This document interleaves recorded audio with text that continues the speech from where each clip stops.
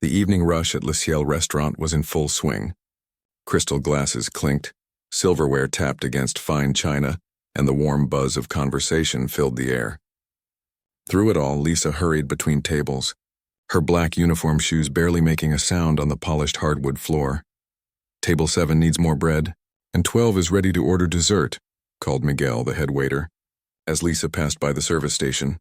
"Got it," she replied, tucking a strand of brown hair behind her ear. At 24, Lisa wasn't like most of the other servers at Le Ciel. While they had years of experience in high-end dining, she had only been working here for 6 months. The restaurant, with its crystal chandeliers and wall-to-wall windows overlooking the city lights, was easily the fanciest place she'd ever worked. But she needed the money, and the tips here were much better than at the diner where she'd started. What her co-workers didn't know, what nobody in her new life knew, was that Lisa had once been on track to become a professional pianist. For 12 years she had practiced for hours every day. She had performed in competitions across the country. She had even earned a spot at one of the most prestigious music schools in the world. But that was before. Before the accident. Before the hospital bills. Before she had to choose between her dreams and her family. Now, her once calloused fingertips were softening, though they still bore the stretched width of someone who could reach an octave and a half on a keyboard. Those hands now carried trays of steaming pasta and poured expensive wine instead of dancing across piano keys. "Lisa! Earth to Lisa!" Miguel's voice snapped her out of her thoughts. "Table 16 just got seated in your section. Big spenders from the looks of it." She glanced over to see 5 men in expensive suits settling around one of the larger tables. The man at the head of the table was already gesturing impatiently for service. "On it," Lisa said, quickly grabbing water pitchers and menus. As she approached table 16, she could hear the men discussing some kind of business deal. Their voices carried an unmistakable tone of celebration.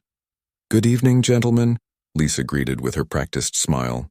"Welcome to Le Ciel. My name is Lisa, and I'll be taking care of you tonight." The man at the head of the table looked up at her with barely concealed impatience.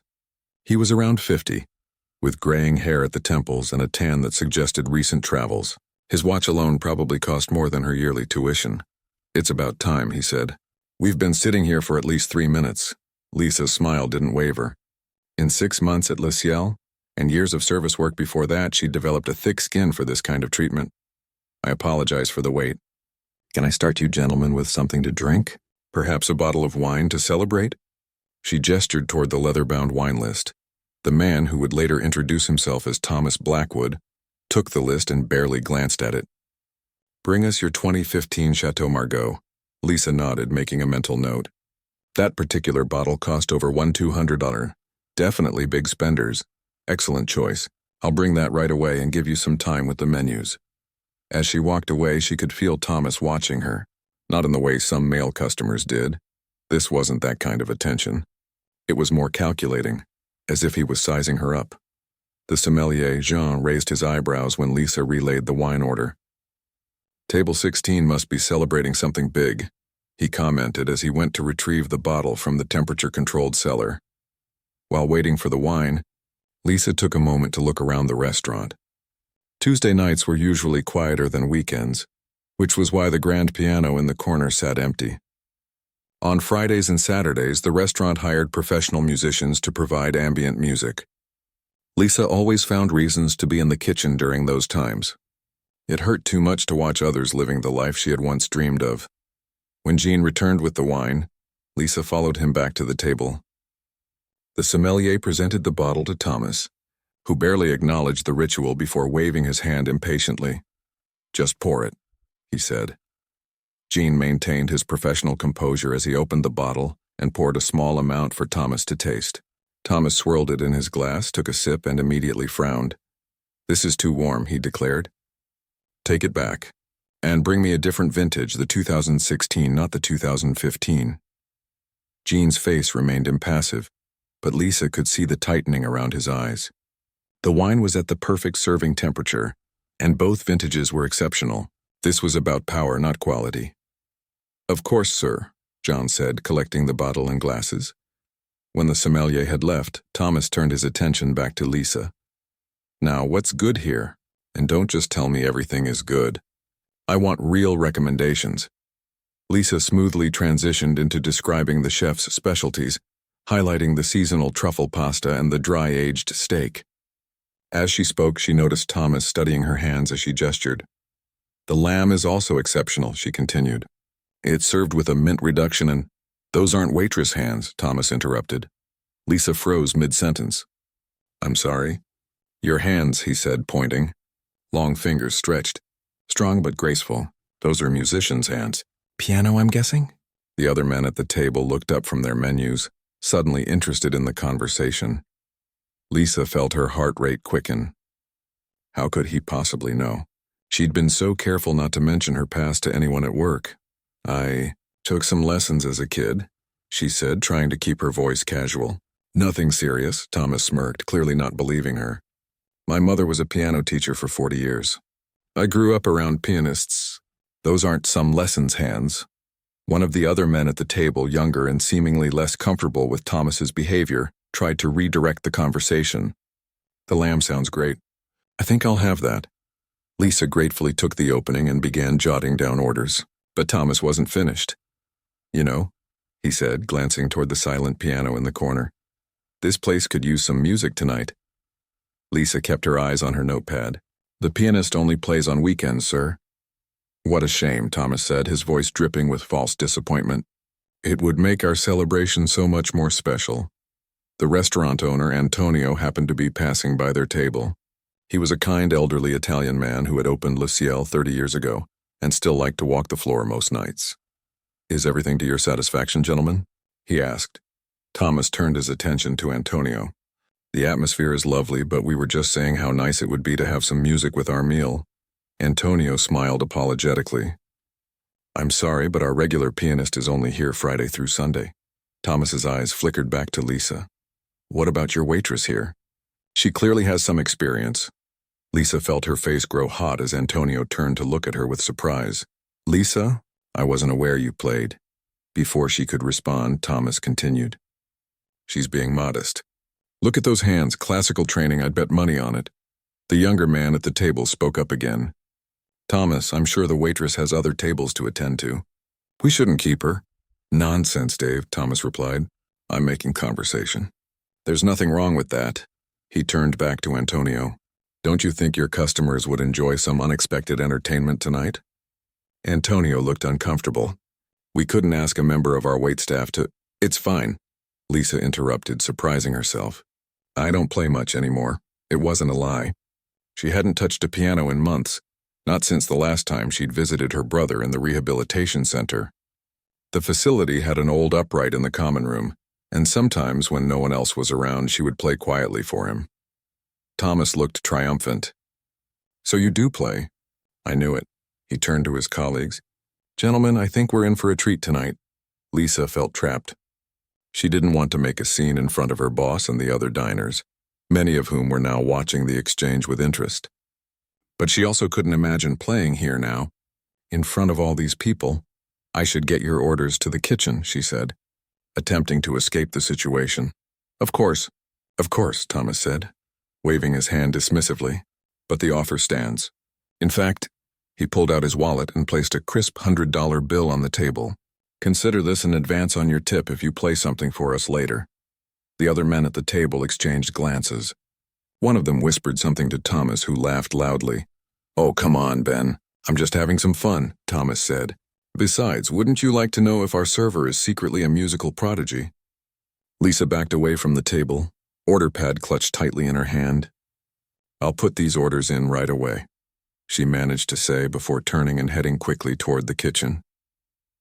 As the swinging door closed behind her, she leaned against the wall and took a deep breath. The sounds of the busy kitchen, chefs calling orders, pans sizzling, the rhythmic chopping of vegetables usually calmed her.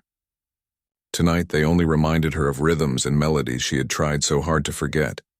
Miguel appeared beside her, concern on his face. You okay? You look like you've seen a ghost. Lisa straightened up. I'm fine. Just a difficult table. Table 16. I saw that guy send back the Chateau Margaux. What a joke, Miguel shook his head. Rich people problems, right? Lisa nodded and moved to input her orders into the computer system. As she typed, her fingers moved with a rhythm and precision that came from years of discipline, muscle memory that no amount of time could erase. She glanced through the round window in the kitchen door, catching a glimpse of the grand piano across the restaurant. It sat there gleaming under the soft lighting, both an invitation and a reminder of everything she had lost. Lisa's hands trembled slightly as she pushed through the kitchen doors with a tray of appetizers for table 16. In the 20 minutes since she'd taken their order, she'd managed to calm herself, focusing on her other tables and the routine tasks that usually anchored her during busy shifts. But now, facing Thomas Blackwood again, her composure threatened to crack. "Ah, here she is," Thomas announced as she approached. "Our pianist in disguise." Lisa set down the plates with practiced care, tuna tartare, beef carpaccio, and truffle arancini arranged artfully on white porcelain. "Can I get you gentlemen anything else while you wait for your main courses?" The youngest man at the table, Dave, she remembered, gave her an apologetic smile. "Everything looks perfect, thank you." "Actually," Thomas said, swirling his replacement wine in its glass, "I'm still curious about your piano playing. How long did you study?" Lisa felt the eyes of her other nearby tables turning toward their conversation. Thomas wasn't making any effort to keep his voice down. "Not that long," she answered quietly. "Will you excuse me? I have other tables to check on." As she turned to leave, Thomas called after her. "You know, that piano is just sitting there unused. Seems like a waste, doesn't it?" Lisa pretended not to hear as she moved to her next table, a couple celebrating their anniversary.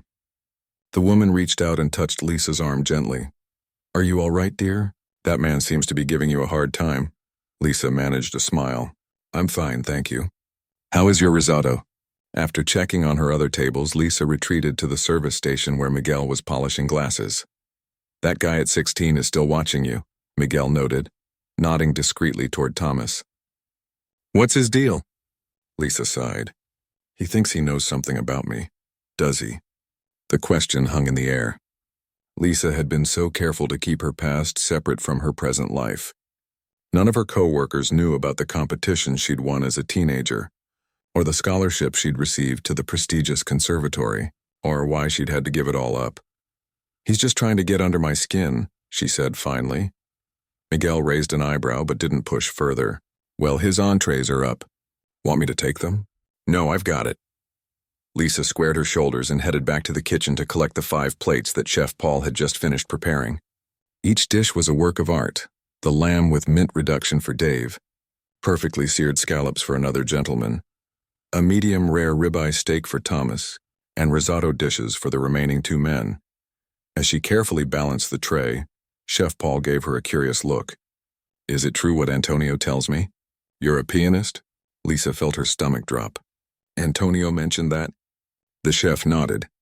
"He said the man at 16 figured it out just by looking at your hands." "Is it true?" "I used to play," she admitted, unable to lie directly when asked. "It was a long time ago." Chef Paul's eyes lit up. "My daughter is learning piano. She's 8. Perhaps you could give her some tips sometime."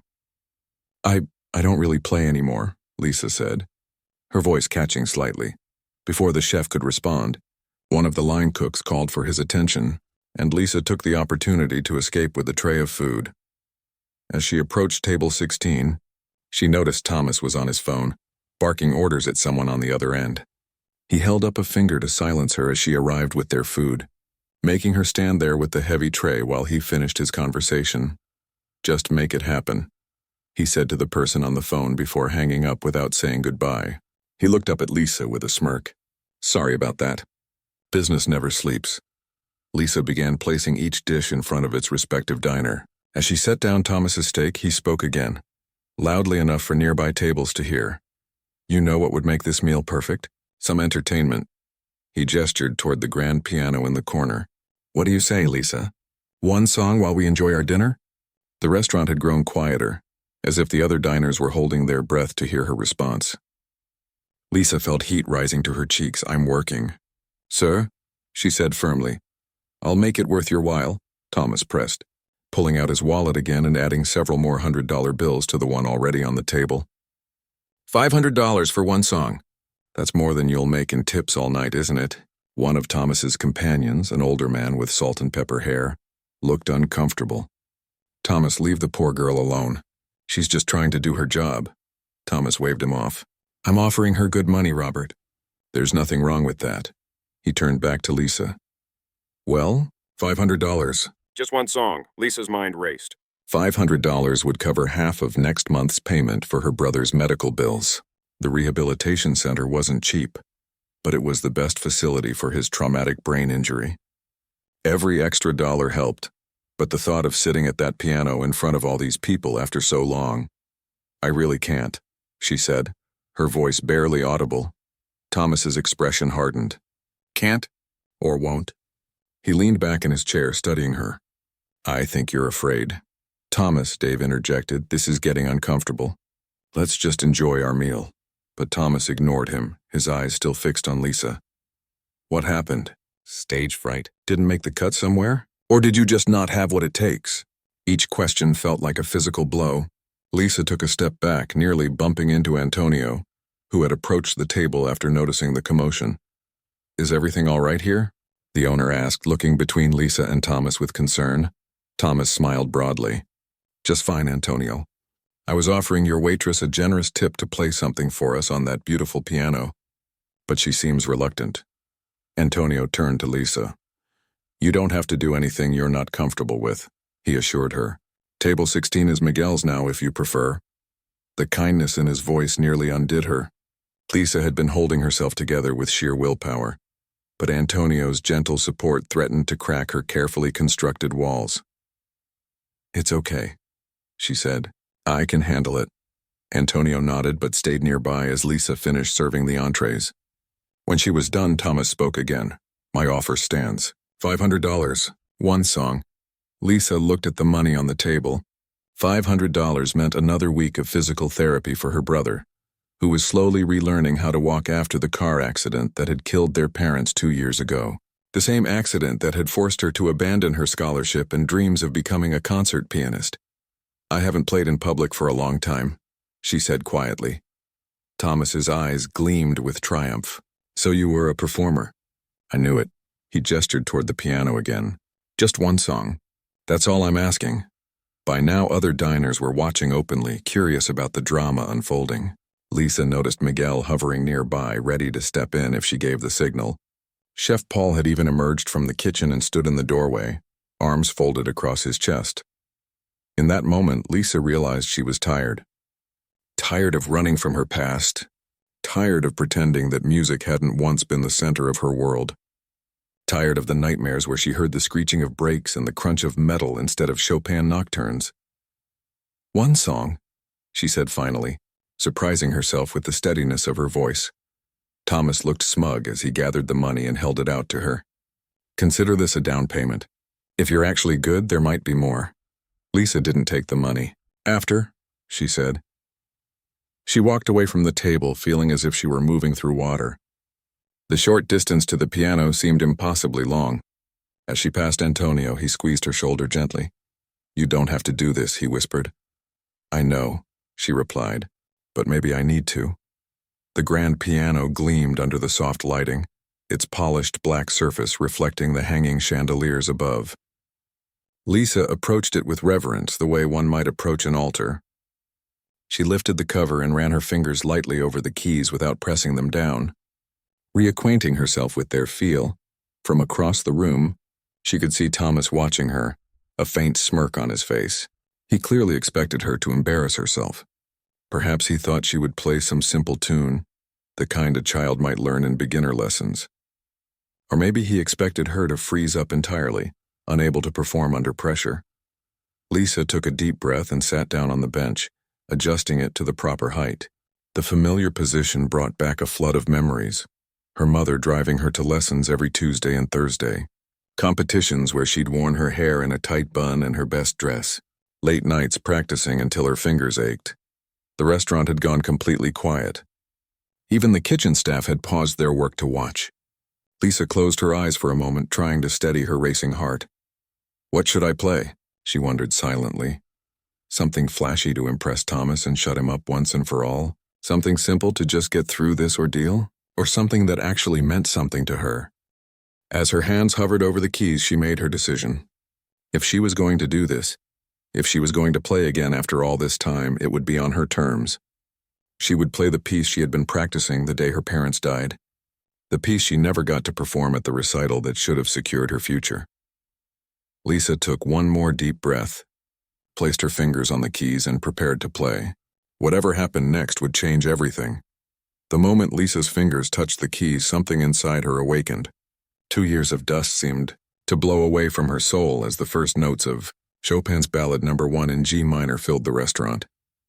She had chosen one of the most difficult pieces in the classical piano repertoire, a composition that had once been her signature piece, the one that had won her the state championship at 17. It began gently, almost tentatively, like someone testing unfamiliar waters. But Lisa knew what lay ahead. Waves of increasing complexity, technical challenges that separated casual pianists from true artists. For the first few measures, her fingers felt stiff, unused to the demands being placed on them. A slight tremor in her left hand nearly caused her to stumble on a run of notes. But then muscle memory took over, the result of thousands of hours of practice that couldn't be erased even by 2 years of absence. Across the restaurant, Thomas Blackwood's smug smile began to fade. He had expected a simple tune, maybe for Elise, or a halting rendition of a pop song.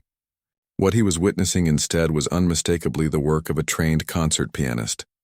Lisa felt the familiar rush of blood in her veins as the piece built toward its first climax. Her hands stretched to reach difficult chords, moving with increasing confidence across the keyboard. She had forgotten this feeling. The way time seemed to bend around her when she played, how the rest of the world fell away until there was nothing but herself and the music. In the kitchen doorway, Chef Paul stood motionless, a spoon still held aloft in his hand. The couple celebrating their anniversary had stopped mid-conversation, their dessert forgotten. Even the bartender had paused in mixing a drink, the cocktail shaker held suspended in the air. As the piece progressed into its more technically demanding sections, Lisa's body remembered what to do. Her wrists relaxed into the proper position. Her fingers found their strength. She leaned into the emotional heart of the piece, where Chopin had poured his homesickness for Poland, his longing and passion. Miguel watched in disbelief from the service station.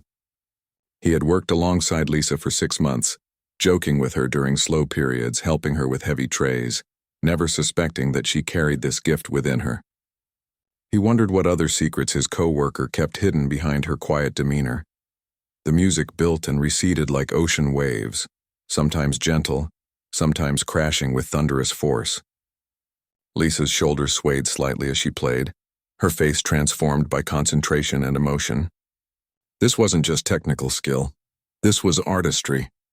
At table 16, Dave leaned toward Thomas and whispered, "What have you done?" Thomas didn't respond. His eyes were fixed on Lisa, his expression a mixture of shock and something harder to define, perhaps embarrassment, perhaps respect. Antonio, standing near the restaurant entrance, felt tears forming in his eyes. In 30 years of owning Le Ciel, he had hired many pianists for weekend entertainment, but none had played with this level of passion. He made a mental note to speak with Lisa after her performance, already forming plans in his mind. As the piece moved into its final section, Lisa surrendered completely to the music. Her fingers flew across the keyboard in runs of notes so rapid they seemed almost impossible. The final moments of the ballade were notoriously difficult, requiring not just technical precision but emotional depth. Lisa had once struggled with this balance, her teachers pushing her to feel the music as much as she performed it. But tonight, after everything she had been through, the emotion came naturally. Each note carried the weight of her lost parents, her injured brother, her abandoned dreams, and yet also the pure joy of returning to something she loved. It was a performance infused with life's complexity, beauty intertwined with pain.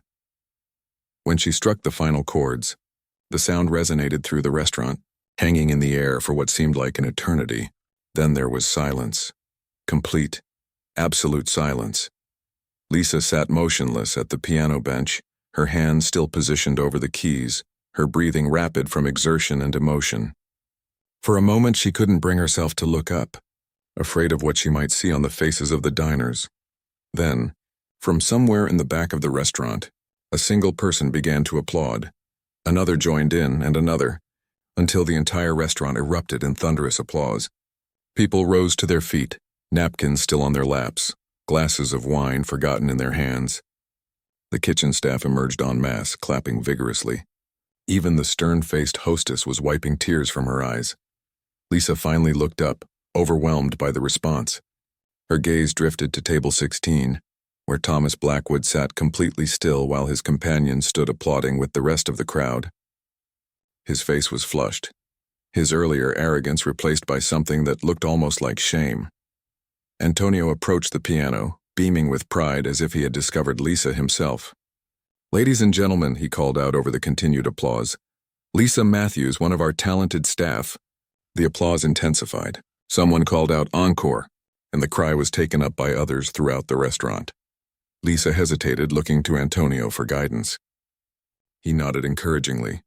"If you'd like to play something else, please do," he said. "I think your other tables won't mind waiting a little longer." A few chuckles rippled through the crowd at this understatement. Indeed, none of Lisa's other customers seemed concerned about their delayed service. Lisa turned back to the piano, considering her options. After the emotional intensity of the ballade, she wanted something different, something that expressed the unexpected joy she felt in this moment. Her fingers found the opening notes of Debussy's Clair de Lune, a piece of ethereal beauty that contrasted with the drama of the Chopin. As the gentle, impressionistic melody filled the room, diners settled back into their seats, still watching in wonder. The piece was like moonlight on water, shimmering, delicate, yet somehow profound in its simplicity. When she finished the Debussy, the applause was less thunderous but somehow deeper, more reverent. Lisa stood from the piano bench on slightly shaky legs and gave a small bow, the way she had been taught to do after recitals as a child. Antonio put a gentle hand on her shoulder. "That was extraordinary," he said quietly. "Truly extraordinary."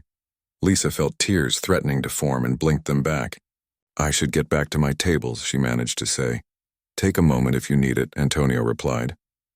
"Miguel has been covering for you." Indeed, she could see Miguel efficiently delivering drinks to one of her tables, chatting animatedly with the customers who were no doubt asking about the unexpected concert. Lisa made her way back through the restaurant, receiving pats on the back and words of praise from diners and staff alike.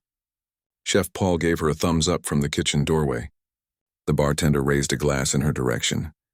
When she reached table 16, Thomas Blackwood finally stood. His companions were still looking at Lisa with expressions of awe and respect. But Thomas's face was more complicated, a mixture of embarrassment and something that might have been admiration. "That was," he began, then seemed to struggle for words. "Where did you study?" "Juilliard," Lisa answered simply. "For a semester?" Thomas shook his head slowly. "Only a semester? With that talent?" Lisa felt a familiar pang of loss, but it was duller now, softened by the unexpected joy of playing again. "Life happened," she said. Thomas reached into his pocket and pulled out his wallet. He extracted not another $100 bill, but a business card, which he held out to her. "I'm on the board of the City Symphony Orchestra," he said. "We fund scholarships for promising musicians. I'd like you to call me tomorrow." Lisa stared at the card, not reaching for it. "Is this some kind of joke?" "No," Thomas said, and for the first time since he'd entered the restaurant, his voice held no trace of condescension or arrogance. "No joke, what you just played, that was world class. I've attended concerts at Carnegie Hall that weren't that moving." Dave nodded in agreement. "It was incredible." "I never expected," Thomas continued, then stopped himself. "I behaved badly. I thought I was going to embarrass a waitress with minimal training who was exaggerating her skills. Instead, I found someone who should be on stage, not serving tables." He held out the card again. "Please take it. Call me tomorrow." Lisa hesitated, then accepted the card, tucking it into her pocket without looking at it. "Your food is getting cold," she said, nodding toward their barely touched entrees. "We don't mind," Robert said with a warm smile. "Best dinner entertainment I've ever had." Lisa nodded and turned away, needing a moment to compose herself. She headed toward the service station where Miguel was watching with raised eyebrows. "So," he said, leaning against the counter, "you used to play, huh?" Lisa gave a shaky laugh. "I guess I still do." "You guess?" Miguel shook his head in disbelief. Lisa, you just brought the entire restaurant to tears, including me, and I don't cry for anything except the season finale of my favorite shows. Before she could respond, Antonio appeared at her side. Lisa, when you have a moment, I'd like to speak with you in my office. Lisa felt a flutter of anxiety. Had she broken some restaurant policy by playing? Would she be reprimanded despite the positive reception? Now? She asked. After your shift is fine, Antonio assured her. And it's nothing bad, I promise. He glanced toward the piano. In fact, I think you might be interested in what I have to say. As he walked away, Lisa found herself looking back at the grand piano. From this distance, it seemed to glow under the soft lighting, like an old friend welcoming her home after a long absence. For the first time in 2 years, she allowed herself to imagine a future that included music again. Not the exact future she had once planned, but perhaps something new and unexpected. She touched the business card in her pocket, then straightened her shoulders and headed back to her tables. She still had a job to do tonight. But tomorrow might hold something different. The rest of Lisa's shift passed in a blur. Every table she approached had questions or compliments about her playing. Customers who normally wouldn't look up from their phones when ordering now wanted to know where she had studied, how long she had been playing, and why she was working as a waitress instead of performing professionally. Lisa answered politely but briefly, not ready to share the full story of her parents' accident or her brother's ongoing recovery. Instead, she deflected with simple responses. I started when I was 6, or life took me in a different direction for a while. By the time her last table paid their bill, it was nearly midnight. Her feet ached from standing, but her pianist's hands, felt alive in a way they hadn't for 2 years. She caught herself flexing her fingers as she counted her tips, muscle memory from her days of daily practice. And those tips were extraordinary. Beyond Thomas Blackwood's promised $500, which he had insisted on giving her, along with an additional $200 from his colleagues, every table in her section had tipped well above the customary 20%. One couple had even written piano fund on their receipt and left a $100 bill. You made a fortune tonight, Miguel commented as they tallied their earnings at the service station. And you didn't even have to split it with the rest of us. His tone was light, but Lisa immediately reached for her apron pocket. I should share it with you. You covered my tables while I was playing. Miguel waved her off. Keep it. Consider it payment for the best entertainment I've had at work. Besides, tips have been incredible for everyone tonight. People were in such good moods after your performance that they got generous. Lisa smiled, feeling a warmth she hadn't experienced in a long time, the sense of connection that came from sharing her music with others. Lisa. Antonio called from across the now empty dining room. Could you come to my office now? She nodded, tucking her tips into her bag and following the restaurant owner to the small office tucked behind the kitchen. The space was cramped but neat, with framed reviews and photos of celebrities who had dined at Le Ciel over the years. Antonio gestured for Lisa to take the chair opposite his desk while he settled into his own seat. I've owned this restaurant for 30 years, he began, and I've never heard playing like that in all that time. Lisa felt her cheeks warm. Thank you. You studied at Juilliard? That's what you told the gentleman at table 16? She nodded. For 1 semester. I had a full scholarship. Antonio leaned forward. And you left because... Lisa hesitated. She had become so accustomed to keeping her personal life private that sharing felt strange. But after the events of the evening, after reconnecting with the part of herself she'd kept buried for so long, the words came more easily. My parents died in a car accident 2 years ago. My brother was in the car too. He suffered a traumatic brain injury. She took a deep breath. I was their only family. I had to leave school to care for my brother and handle everything. Antonio's face softened with sympathy. I'm very sorry. He's doing much better now. The physical therapy is helping, and he's regained most of his speech. But the medical bills, she shrugged, hence the waitressing job. The tips here are good. Better than at most places, Antonio agreed, but clearly not what you were meant to do. Lisa started to protest, but Antonio held up a hand. You are an excellent waitress, don't misunderstand me. Professional, attentive, well-liked by the customers. But what I saw tonight was something special, something rare. He reached into a desk drawer and pulled out a folder which he opened to reveal a contract. We pay our weekend pianist $300 per night, plus dinner. It's not Juilliard, and it's not the concert stage. But it's better money than waitressing, and the hours would give you more flexibility for your brother's care. Lisa stared at the contract, almost unable to process what she was hearing. You want me to be your house pianist? Friday and Saturday nights to start. Antonio nodded. If it goes well, perhaps Sunday brunch too. He slid the contract across the desk. Take it home. Think about it. Talk to your brother. But I hope you'll say yes. Lisa picked up the contract with slightly trembling hands. $300 per night was nearly double what she typically made in tips even on a good night. And as Antonio had noted, the hours would be better, playing from 7 to 11 rather than serving from 5 to midnight. Thank you, she managed to say. I'll think about it, Antonio smiled. Good. Now there was something else. He reached into his pocket and pulled out a business card identical to the one Thomas Blackwood had given her. Mr. Blackwood spoke to me before he left. He was quite insistent that you call him about the symphony's scholarship program. I'm not sure that's realistic, Lisa said slowly. I'm 24. Most music scholarships are for younger students. This one is different, apparently. It's for musicians who had to interrupt their education due to circumstances beyond their control. Antonio tapped the card.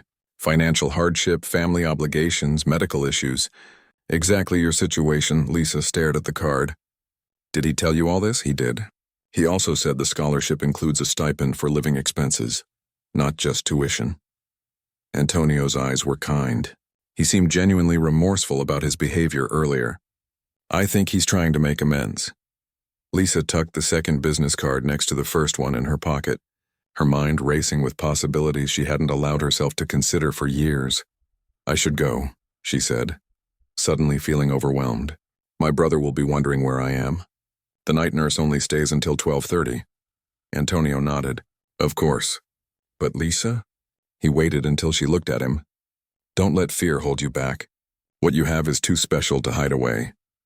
Lisa left the restaurant and stepped into the cool night air, her head spinning with everything that had happened. The street was quiet at this hour, with only occasional cars passing by. She began walking toward the bus stop, the contract and business cards feeling like they were burning holes in her pocket. The bus ride home took 20 minutes, during which Lisa stared out the window at the city lights, her mind replaying the evening's events, the feeling of the piano keys beneath her fingers, the rush of emotion as the music flowed through her, the stunned expressions on the faces of the diners, and most surprisingly, the way Thomas Blackwood had transformed from an arrogant bully to someone offering genuine help. She still wasn't sure she trusted his motives, but Antonio seemed convinced of his sincerity. When she reached her stop, Lisa stepped off the bus and walked the 3 blocks to the small apartment she shared with her brother. As she climbed the stairs to the 3rd floor, she found herself moving with more energy than she usually had at the end of a long shift. She unlocked the door quietly, not wanting to wake her brother if he was already asleep. The night nurse, Mrs. Chen, was reading in the living room and looked up with a smile when Lisa entered. How was work? She asked, closing her book. Lisa hesitated, then smiled. Life-changing, actually. Mrs. Chen raised her eyebrows. That sounds like a story. It is. I'll tell you tomorrow. Lisa glanced toward her brother's bedroom. How was he tonight? Good day. He walked all the way to the kitchen without the walker, twice, and his speech therapist said he's making excellent progress. Pride swelled in Lisa's chest. Her brother had been working so hard, fighting his way back from an injury that doctors had initially feared might leave him permanently disabled. After Mrs. Chen left, Lisa checked on her brother, finding him asleep with a medical textbook open on his lap. Before the accident, he had been in his 2nd year of medical school, his dream since childhood. His determination to return to his studies was what kept him going through the grueling physical therapy sessions. Lisa carefully removed the book and pulled the blanket up to his shoulders. Then she went to the small living room and sat on the worn sofa, finally allowing herself to fully process the evening. She pulled out the contract from Antonio and the business cards from Thomas Blackwood. 3 possibilities now lay before her, where this morning there had been none. Continue as a waitress, become Lucielle's house pianist, or explore returning to her education with the symphony scholarship. Each option came with its own challenges.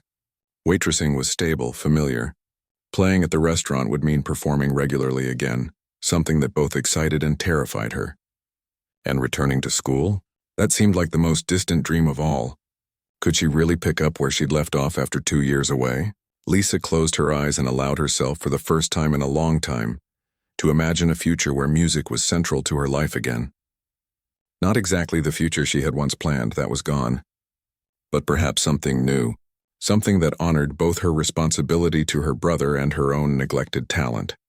From her brother's room came the sound of movement. He was having another restless night. Lisa set aside the papers and went to check on him. As she entered his room, he stirred and opened his eyes. "Hey," he said, his voice slightly slurred from sleep and the lingering effects of his injury. "You're home late?" "Yeah." Lisa sat on the edge of his bed. "Something happened at work tonight. Good or bad?" he asked, struggling to sit up. Lisa helped him, adjusting his pillows behind his back. "Good, I think. Maybe life-changing." Her brother's eyes widened with interest. "Tell me." Lisa took a deep breath and began to share the story of her unexpected return to the piano. As she spoke, she watched her brother's face transform with joy and pride. And in his reaction, she found her answer about what to do next. 3 months had passed since the night Lisa's fingers had returned to the keys of a grand piano. 3 months of change, challenges, and unexpected joys. The morning after her performance, she had called Thomas Blackwood with shaking hands. To her surprise, he had answered his own phone rather than having an assistant screen his calls. Their conversation had been brief but productive. Yes, the scholarship was real. Yes, she qualified. Yes, they could work around her brother's care needs. "We've helped musicians who left school to care for sick parents, those who ran out of money. Even one who joined the military for 4 years," Thomas had explained. "Your situation is exactly what this program was designed for." When Lisa had expressed hesitation about accepting help from someone who had initially tried to humiliate her, Thomas had surprised her with his candor. "I was a complete jerk that night," he'd admitted. "I've been successful for so long that I sometimes forget not everyone has had my advantages. When I saw your hands, I made assumptions about you that were completely unfair." He'd paused then, and when he spoke again, his voice had softened. "But I'm grateful for my bad behavior in a way. If I hadn't been such an ass, I might never have heard you play, and that would have been a tragedy." Now, on a crisp autumn evening, Lisa stood in the wings of the city's Performing Arts Center, peering out at the audience gathering for the Symphony Scholarship Recipients Showcase. Her black concert dress, borrowed from another scholarship student, felt foreign after years of waitress uniforms and casual clothes. Her hair was styled simply, pulled back from her face to keep it out of her eyes while she played. From her vantage point, she could see Thomas sitting in the front row next to Antonio, both men dressed in formal attire. Thomas caught her eye and gave her an encouraging nod. In the 3 months since their first meeting, he had become something she never expected, a mentor and advocate. Behind her, a voice spoke quietly. 5 minutes, Miss Matthews." Lisa nodded to the stage manager and retreated to a quiet corner, closing her eyes to center herself. This wasn't her first performance since that night at Lay. CL, she had been playing at the restaurant every Friday and Saturday night as their house pianist, but it was her first formal recital in more than 2 years. The journey to this moment had been complicated. After accepting both Antonio's job offer and the symphony scholarship, Lisa had crafted a schedule that allowed her to work, study, and still be present for her brother's recovery. Her brother had been her biggest supporter. On the night she told him about her performance at the restaurant, he had listened intently, his eyes growing brighter with each detail. "You gave it up for me," he'd said when she finished her story. "Your music, your dreams, you gave it all up to take care of me." "You're my brother," Lisa had replied simply. "You would have done the same for me." He had reached for her hand then, his movements still slightly uncoordinated from his brain injury. "I'm getting better. Every day I'm getting better. It's time for you to get better too." Those words had stayed with her through the challenging weeks that followed. Returning to music studies after 2 years away had been humbling. Her technique had grown rusty. Her repertoire needed refreshing. Some days doubt had crept in, whispering that she had been away too long, that she would never catch up to where she should have been. But gradually, Like her brother relearning to walk, Lisa had reclaimed her musical abilities. Hours of practice between shifts at the restaurant, new calluses forming on fingertips that had grown soft. The satisfaction of mastering difficult passages that had once defeated her. 2 minutes, called the stage manager. Lisa took a deep breath. Tonight's piece was the same one she had played at the restaurant, Chopin's Ballade No. 1 in G minor. Her teacher had suggested something less demanding for her return to formal performance, but Lisa had insisted. This piece had reconnected her to her music. It felt right to share it with a wider audience. In the front row next to Thomas and Antonio sat her brother in his wheelchair. He still needed it for longer outings, though at home he now walked with just a cane. His presence tonight was a victory for both of them, his first evening event since the accident, a milestone in his recovery. Lisa watched as a volunteer helped him adjust his position for a better view of the stage. He was dressed in a suit borrowed from a neighbor, slightly too large for his frame that had thinned during his long hospitalization, but his face glowed with pride. When he caught Lisa looking at him, he gave her a thumbs up. "Ms. Matthews, you're on."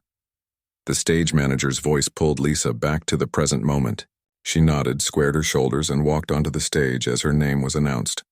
The spotlight was brighter than she remembered, making it difficult to see the audience.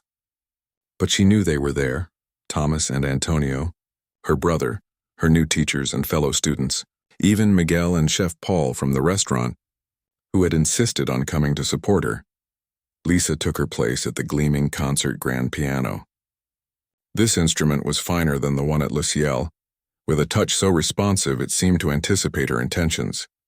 She adjusted the bench, took a moment to center herself, and began to play. The notes flowed from her fingers with a confidence she hadn't felt in years, unlike her performance at the restaurant, which had been fueled by suppressed emotion and surprise. Tonight's playing came from a place of rediscovered purpose. As she moved through the piece, Lisa found herself thinking not just of the technical challenges, but of the journey the music represented, both Chopin's and her own. The gentle opening that belied the complexity to come, the moments of struggle and doubt, the triumphant passages that emerged from difficulty.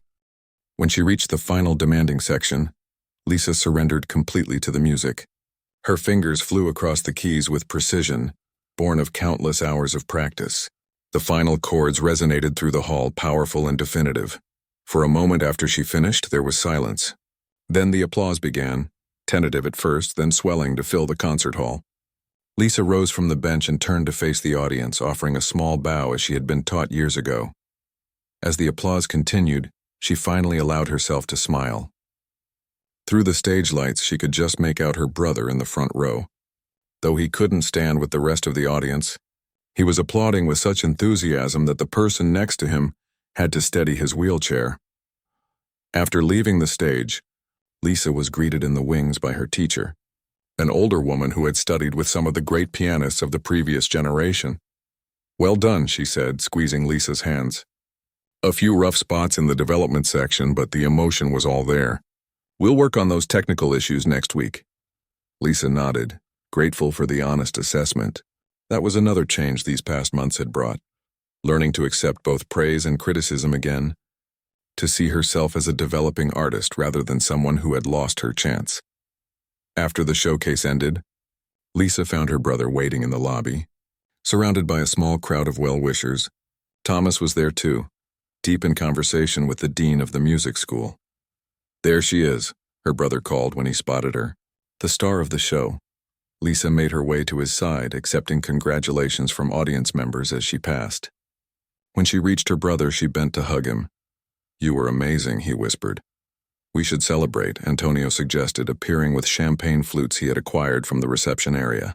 To Lisa's return to the stage, as the small group raised their glasses, Thomas added, "And to second chances." "Second chances," everyone echoed. Later that evening, after they had returned to their apartment and Lisa had helped her brother get ready for bed, she sat at the small digital keyboard they had set up in the living room. It wasn't a concert grand, but it allowed her to practice at home without disturbing the neighbors. Her fingers idly found the opening notes of a new piece she was working on, a Rachmaninoff prelude that her teacher thought would challenge her in different ways than the Chopin.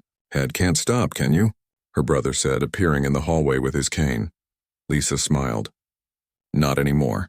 He made his way carefully to the sofa and eased himself down. Play something for me? It's late. You should rest.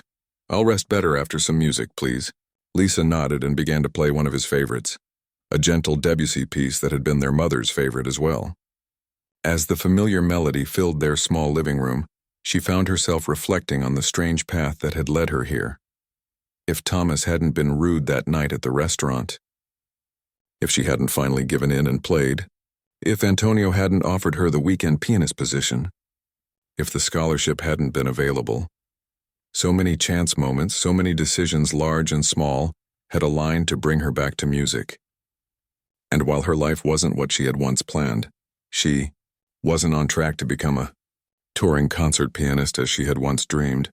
She had found a new path that honored both her talent and her responsibilities. She played the final notes of the Debussy and looked over at her brother, only to find that he had fallen asleep sitting up, a peaceful expression on his face. Lisa smiled and quietly closed the keyboard. Tomorrow would bring new challenges, morning classes, afternoon practice, her regular Friday night performance at Le Ciel. Her brother had a doctor's appointment and a physical therapy session. Their life was busy, often difficult, but full of purpose. As she turned out the lights and helped her sleeping brother to his bed, Lisa felt a contentment that had been missing for years.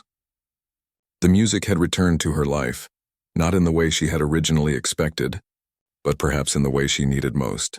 And that night, for the first time since the accident that had claimed her parents and nearly her brother too, Lisa dreamed not of screeching brakes and shattered glass, but of music, endless, beautiful music stretching into a future full of possibility.